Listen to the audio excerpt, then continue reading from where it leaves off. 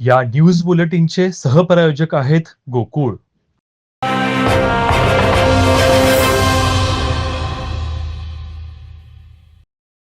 गगनबावडा तालुक्यातील बावेली येथील खिंडींचा बाबा या देवालयाच्या परिसरात देवालयाचा गाभारा तसंच परिसरातील आजूबाजूच्या ठिकाणी करणी भाड्यामध्ये केल्याचा प्रकार तरुणांनी उघडकीस आणला आहे. या घटनेनं धामणी खोऱ्यात खळबळ उडाली असून घटनेची सखोल चौकशी करून संबंधितांवर अंधश्रद्धा निर्मूलन कायद्याअंतर्गत गुन्हा नोंद करावा अशी मागणी होत आहे.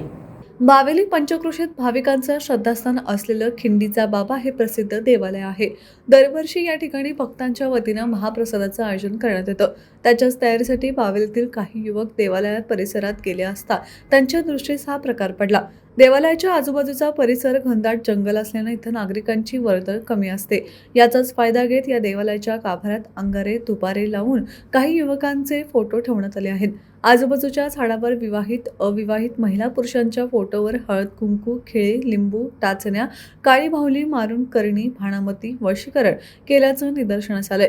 घटनेमुळे धामणी परिसरामध्ये भीतीचं वातावरण निर्माण झालं. सध्या धामणी खोऱ्यात युवकांकडून श्वान शर्यतींचं आयोजन करण्यात येत आहे.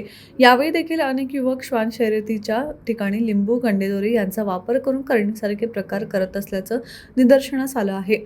बावेली परिसरात घडलेली घटना पुरोगामी महाराष्ट्राला काळिमा फासणारी आहे.